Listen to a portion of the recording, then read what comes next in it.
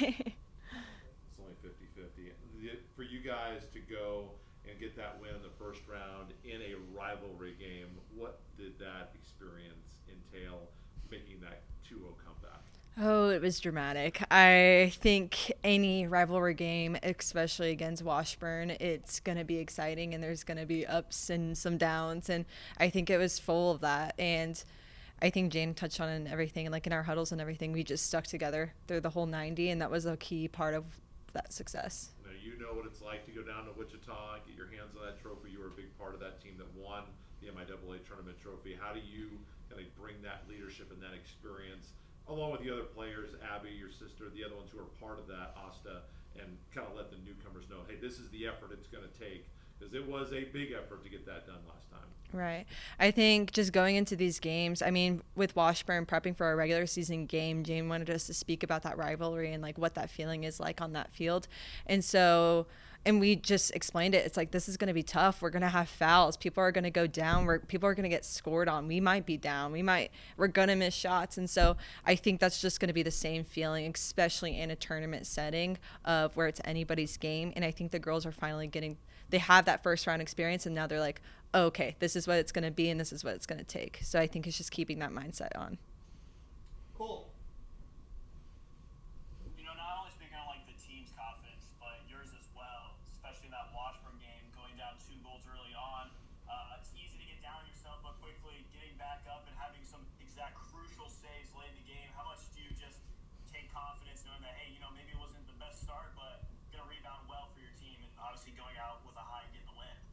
Well, it's just that, exactly. I mean, we got punched in the teeth. I got punched in the teeth in that first 15 minutes, and it wasn't the start that I wanted. But I think, especially after that second huddle with Michaela being like, you know what? We just got to go. We're losing. We might lose this game, but we cannot end with this feeling of no pride. And so for me, going back into that goal to make those saves and everything, it was just, I just got to do whatever's possible for just a slim chance. And I can't be up in my own head. I can't be selfish in this moment. It has to be for these girls so they might get that experience that I want for them. And speaking on your defensive line, closing late into the season and into the first round of the conference tournament, how much have they kind of stepped up from what you've seen from the beginning of the season? Their development's been insane, honestly. I mean, there's been a lot of movement from the back line and everything, and so it's taken a lot of bravery in some moments, and we've been asked to make some risky plays and do some risky movement, and I think each one of those girls in the back line have been so adaptable and so willing to just put everything into it, and so I think they have a lot of trust in me, and now I have a lot of trust in them, and so I think together we have just really fortified in that latter part of the season. This is obviously a different type of team than when you were there the last 2 years ago. Just how can you take that experience and what you guys got there and translate that to some of the younger kids? I just always want to kind of carry on that soccer is so adaptable and changeable. And it's like, sure, those girls that we played with in those first 2 years were incredible and they were game changing, but I want to carry that feeling of so can we. That wasn't just a one shot. That wasn't just a once in a generation kind of deal. That's just not how soccer works, and that's not how players work. And I think we have the talent and we have even more capability, even so back then as to now. And I think all we need is that confidence and that experience. And I think our girls are getting that experience now. And what's that say now when you look at the way the bracket worked out? I mean, Emporia State's kind of the veteran school that's there. Right. I mean, it just goes to show how much changes. Like, we did not expect UCM and Pitt to drop so soon and everything. And so for us to step out, it just kind of represents that we do belong here, and I think we now are garnering more momentum as compared to those other schools in the bracket. So I think that's going to lead to a lot of success. Good job. Thank you. Great. Thank you. Blake, we're good. How does it feel to be in the semifinals? Crazy, really exciting. We had kind of struggled in our final few regular season games. They weren't bad. They were just 0-0 ties. So we were like, all right, when are we going to finally break through?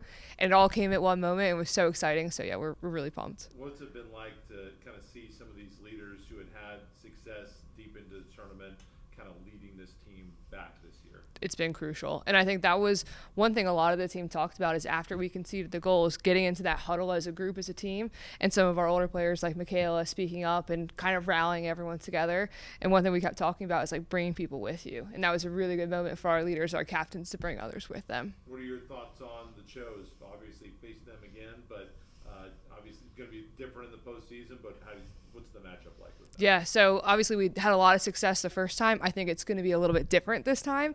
So we just don't want to go into it overconfident. We understand that they're probably going to be really prepared, have really developed throughout the season, and they're a really good side. So we just have to make sure we're as ready as possible.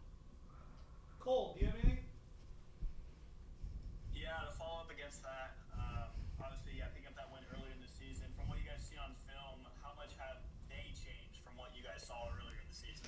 Quite a lot, actually. So it seems like when we played them the first time around, we were super, super successful, but they weren't as successful as they were usually. And as the season progressed, you can see that they're starting to be more efficient, more effective, and we got them really early. So I think we were somewhat fortunate, and they've really grown since. So I do expect it to be a lot harder, for them to be a lot more clinical in moments, and just honestly, they're a really good team, so we're going to have to be at our best. Obviously, you guys are competing to go grab a conference title, but coming off such a big win against Washburn, knocking off your rivals, was it hard to come down from that high at all, or was it immediately back to business? I think that's person to person. For me, I never felt a high. I'm just like, I'm ready for the next one, but I think some others really probably feel really high extremes and really low lows at times too. So I think it's just up to all of us bringing each other down, staying grounded, and making sure we get the job done. Are you looking forward to anything beyond this? Obviously, I mean, it seems like it's really jumbled in the regional stuff. You're just outside that top 10. Yeah, I think it's just super exciting that a lot of the lower seeds progress to the next round, where I think it's so fair that it's anybody's game at this point. So I just want to make as far of a run as possible, and I think we feel like it's very achievable as long as we show up and do what we have to do.